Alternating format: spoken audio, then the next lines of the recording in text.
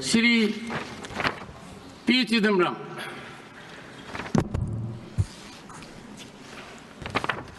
Mr. Chairman, I thank the Honorable Finance Minister for presenting the budget for 2025-26.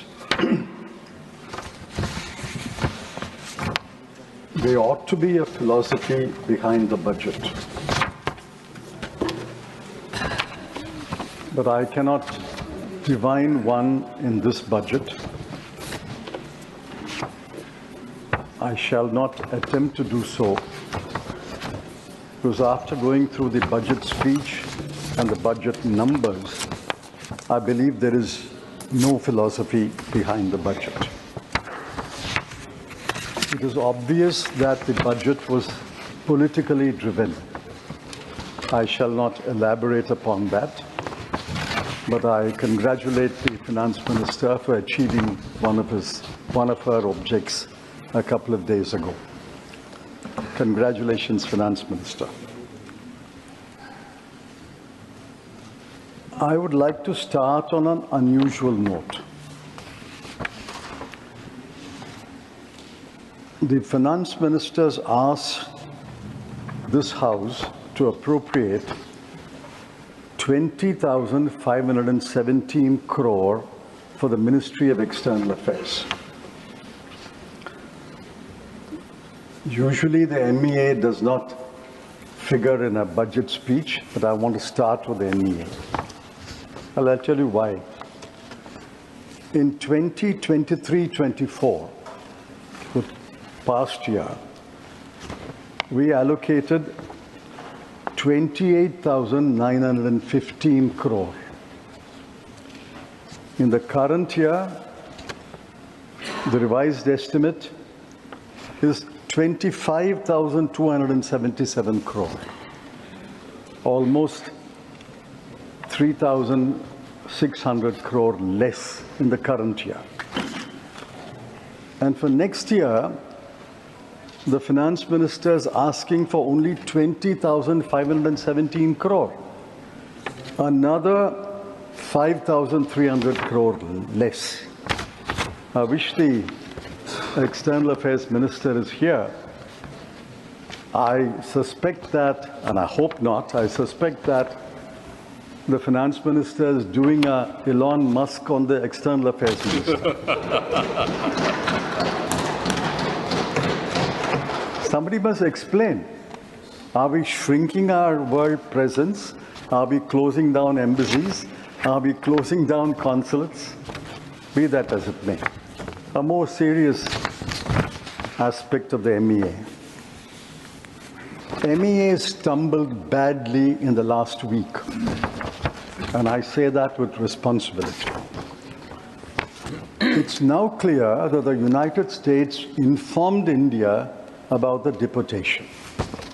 They gave a list of deportees. India verified the list and confirmed that 104 or so names are Indian citizens. So this was not a surprise to us. It was a surprise to the rest of the people. The deportation was known to the MEA. The External Affairs Minister met Secretary of State Rubio a few days before the deportation, and that was all published in the newspapers. I asked the government, did the External Affairs Minister raise the matter with Mr. Rubio? Did he know about the SOP? He told this House the SOP has been in place for many years, since 2012. If he knew about the SOP, did he protest the SOP to the Secretary of State of the United States?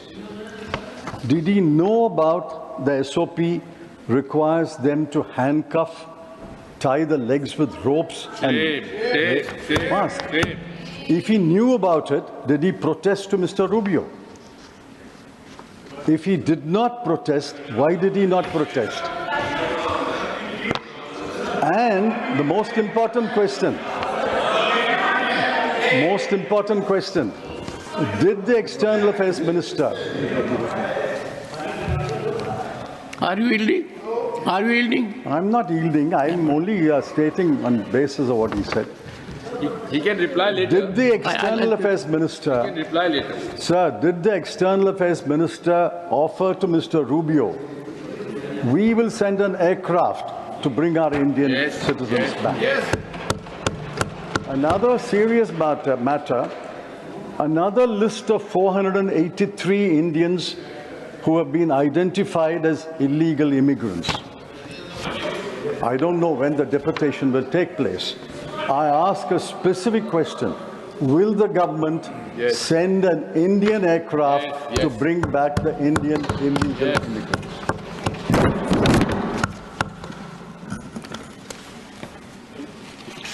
Now I go to the Finance Minister's trump card. No pun intended, sir. Trump card. No pun intended. Sir, when you said twice, I got worried that no pun intended. You said twice, which means pun is intended. And I'm wondering whether your reference to Elon Musk is a compliment to the Honorable Finance Minister. Sir, I'm looking at my the groove clock. of efficiency. I'm looking at my clock and my whip. I'll add up the time, sir. 1 minute I'll add. Yeah, please, please. Income tax cut is the FM's main thrust of this debate, and she has given a number of interviews. The House should know that only 3.2 crore persons pay income tax, from the last figures available. The rest file returns, but they pay nil tax. She has raised the government has raised the threshold from 7 lakhs to 12 lakhs, and it applies to all taxpayers right up to the highest taxpayer. Now, I've looked at the CBTT statistics of taxpayers, the last available statistics. My rough calculation is about 80 to 85 lakh taxpayers will go out of the tax net from next year, and 2.5 crore will benefit. But the 2.5 crore includes not only the middle class, which the Finance Minister passionately championed, it includes 2,27,315 persons who returned a total income of more than 1 crore. It includes 262 persons who returned a total income of more than 100 crore. And it includes 23 persons who returned a total income of more than 500 crore. So this is not benefiting the middle class alone, which I welcome, but it's benefiting the very rich and the richest in the world. Yes. Finance ministers also claimed that she had foregone 1 lakh crore rupees. Yet she has claimed that the net tax revenues to the center will grow by 11.1% in 25-26. In 24-25 also it grew by 11%. So it's about the same number. After foregoing 1 lakh crore,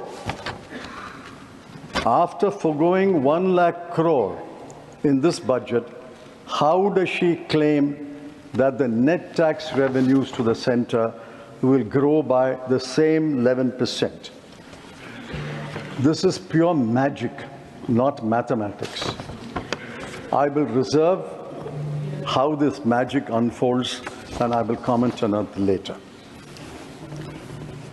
Secondly, the finance minister says this 1 lakh crore will go into consumption, and that consumption will boost the economy. I find initially a lot of cheerleaders accepted that claim. But in the last 2-3 days, even the finance minister's cheerleaders are becoming skeptical about it. I asked the Honorable Finance Minister, Will not part of the 1 lakh crore go into savings? SBI chairman has hoped that part of it will come to him and the banking system. Will not part of the 1 lakh crore go into repaying old household debts? Will not part of the 1 lakh crore go into travel abroad? Will it not go for educating children abroad? And will it not go into consuming imported goods? If you deduct all this, how does the Honorable Finance Minister claim that the entire 1 lakh crore will go into consuming domestic goods and services? It's only consumption of domestic goods and services will boost the GDP rate. And besides, what is 1 lakh crore when compared to the size of the GDP? The size of the GDP this year is 324 lakh crore. 1 lakh crore of 324 lakh crore is 0.3. Are you seriously saying, and are you asking this House to believe that 0.3% will boost the economy? My humble advice to the Finance Minister is, don't rely on only one engine of growth, consumption. Look at other engines of growth like exports, capital investment. Those other engines must be revved up. You can't rely upon one engine of growth. Most of this consumption will not go into consuming domestic goods and services. Now contrast what she has forgotten. She remembered the middle class, but I congratulate her for that. But what about the section of the people whom she has forgotten? Look at the plight of Indian households. I'm taking purely from government numbers. Between 2012 and 2024, in the 12-year period, food inflation was 6.18%. Education inflation was 11%. Healthcare inflation was 14%. These have crippled Indian households. Household savings have fallen from 25.2% to 18.4%. And household consumption saving in September survey in 2023 shows, and mark these numbers, average monthly per capita expenditure of a rural family is only 4,226. And in urban areas, it is 6,996. Now we must examine these numbers more closely. This is the average for the whole India, 4,662 and 6,996, average for the whole India. But the bottom 50% will be even less. And bottom 50% of the 50% will be even less. Now, what has this budget done for the average Indian household in the bottom 50% and the bottom 25%? Nothing. What relief has the Honorable Finance Minister given them? She could have done one of several things. I'm not saying she should have done all the 4 things that I'm mentioning. She could have done one of several things. One, instead of cutting income tax, or along with cutting income tax, she should have cut the GST. Everybody pays GST. The richest and the poorest pay in GST. She could have cut GST.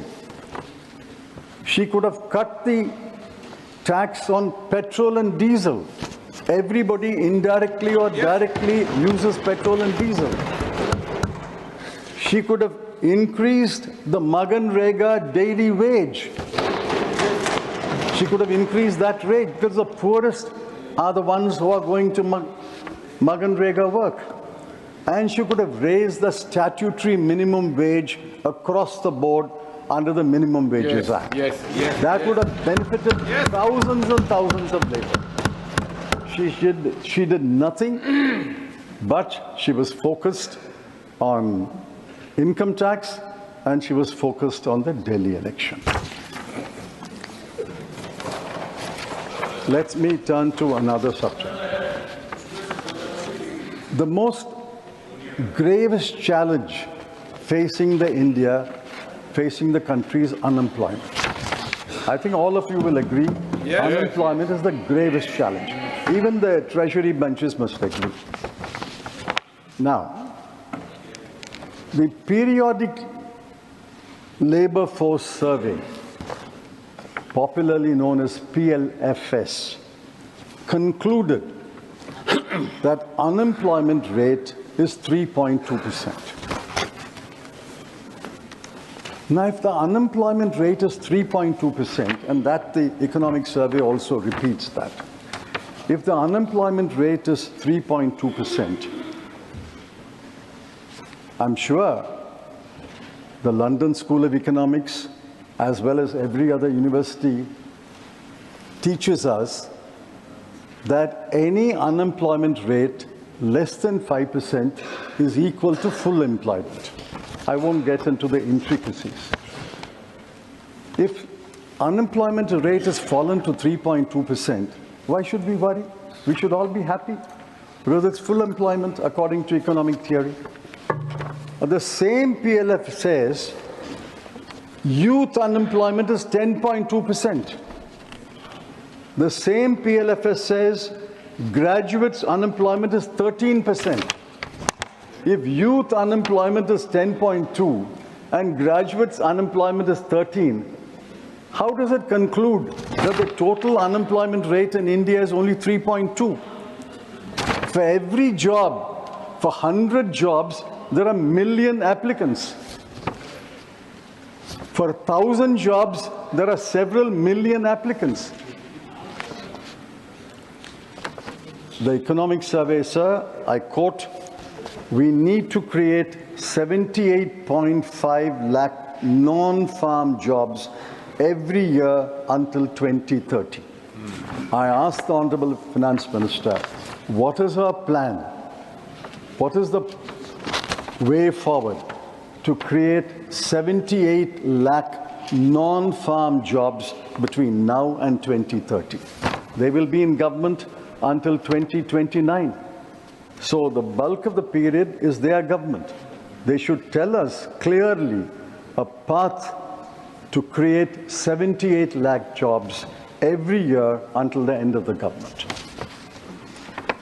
Sir, the next I come to the famous PLI. The budget has 8 lines of expenditure on employment generation. I've looked at it closely. If I'm wrong, the Honorable Finance Minister will correct me.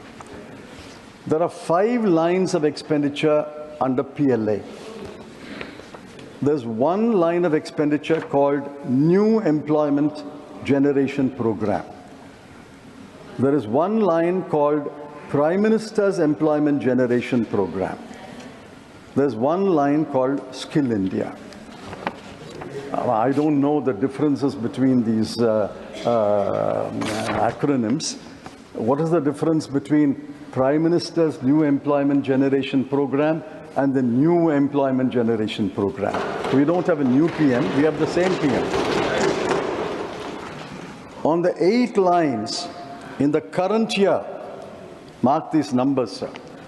On the 8 lines together, I've got the breakdown, but I'm taking all the 8 lines of expenditure. In the current year, the budget allocation when she presented the budget last year was 28,318 crore. This is the gravest challenge. You allocated 28,318 crore. But what will you spend? By March 31, you will spend only 20,035 crore. Why are you not spending 8,000 crore on the challenge, which is the gravest challenge facing the country? Yes. The PLI scheme is a spectacular failure. Yes. Otherwise, you would have spent this money. Employment generation is a spectacular failure. Now I look at another aspect. The wages of salaried male worker as well as female worker, but I'm giving the numbers of the male worker. The wages of salaried male worker has fallen in the last 7 years from 12,665 per month to 11,858 per month. This is own numbers. From 12,665 to 11,858. The wages of self-employed male worker has fallen from 9,454 per month to 8,591 per month. So what is the position, sir? The position is incomes are falling, wages are falling, government expenditure is not keeping pace with the promises, household net savings have fallen, household debt has arisen. Yes. This is the plight of the bottom 50% of India. Yes. There's nothing in this budget for the bottom 50%. I think we cannot divide this house into one half speaking for the top 50% and one half speaking for the bottom 50%. I'm quite happy to speak for the bottom 50%, but I want the treasury benches also to impress upon their ministers to speak for the bottom 50% of India. Yes. Man ki baat. Sir, let's take Make in India. They made such a hullabaloo about Make in India, Made in India. What was Make in India became Made in India. In global manufacturing trade, India's share is 2.8%. China's is 28.8%. So we are not a big player in manufacturing goods trade. The share of India's manufacturing in the GDP has fallen under this government. Yes. And I give the numbers from the economic survey.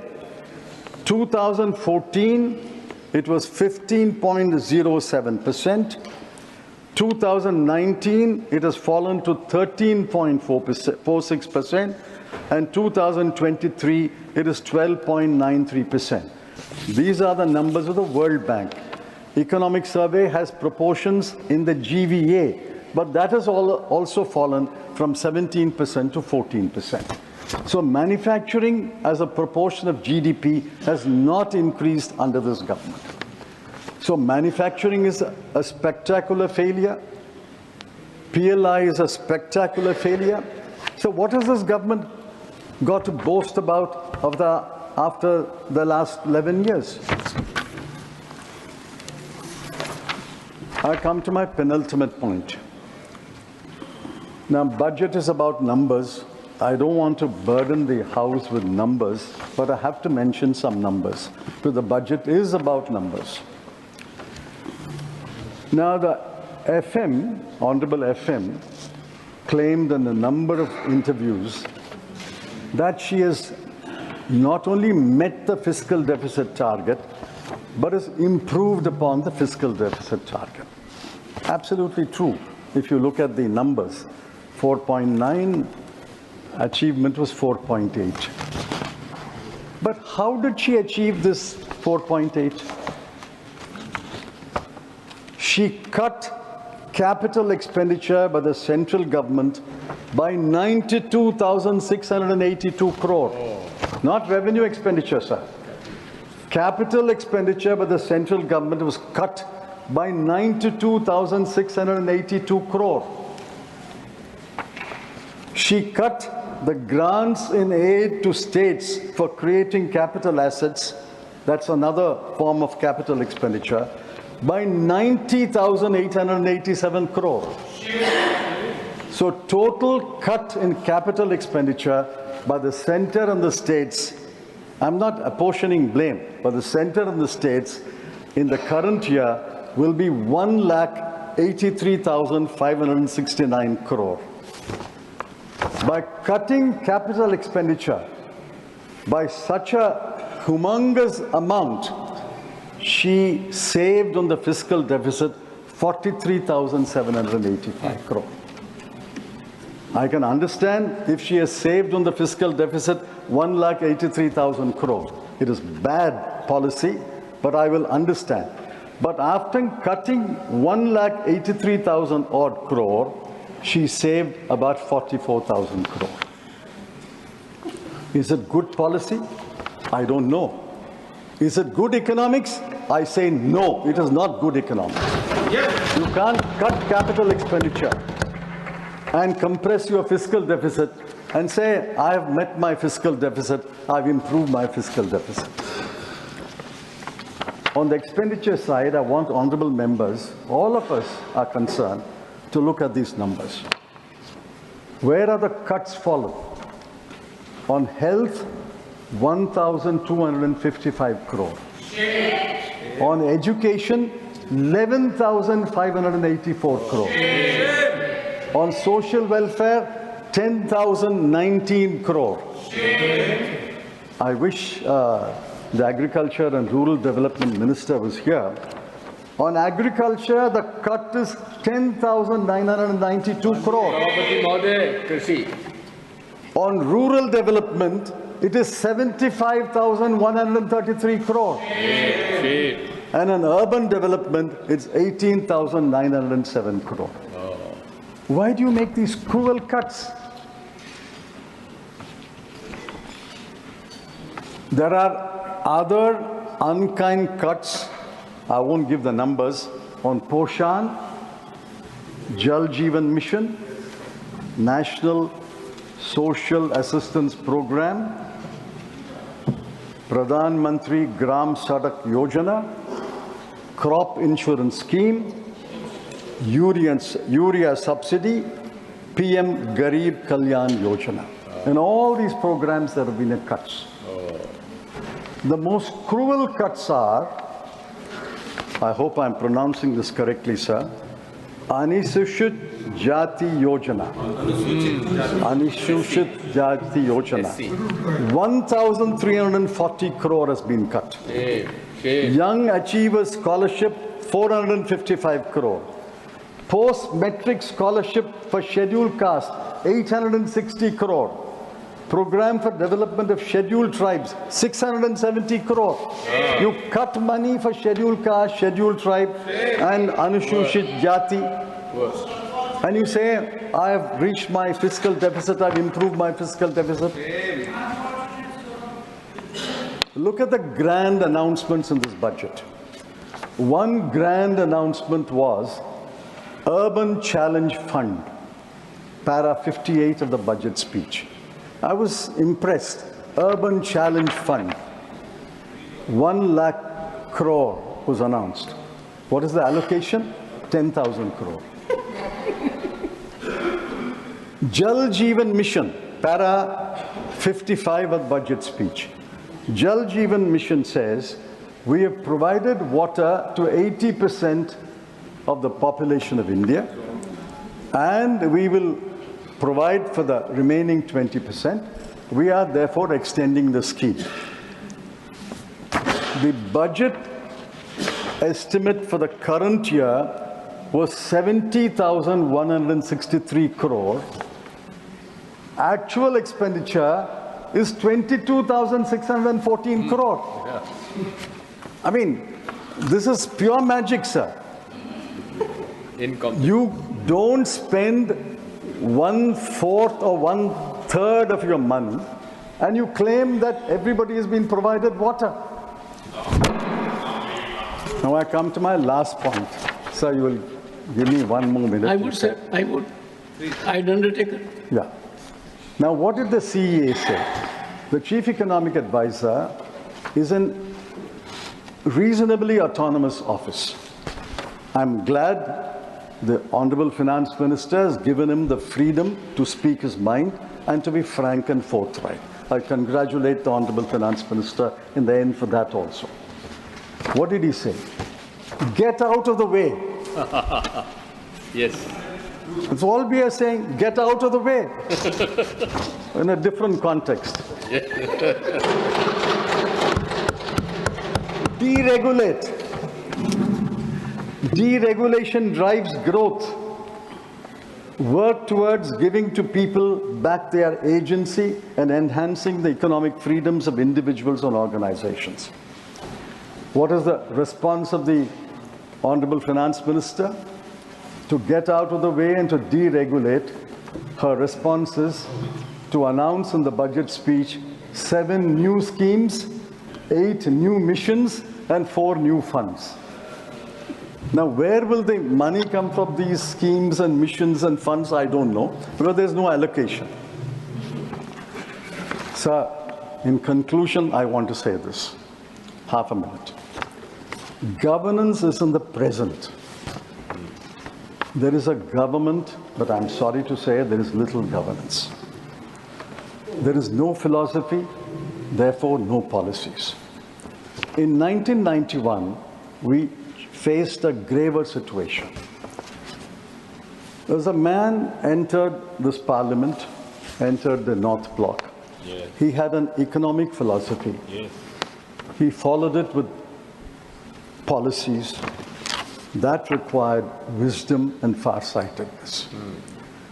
Dr. Manmohan Singh had them. And I'm urging the Honorable Finance Minister to recapture the wisdom and the farsightedness of Dr. Manmohan Singh. One last question. This is through the Finance Minister to the government. Why have you not conferred a Bharat Ratna on Dr. Manmohan Singh? Yes.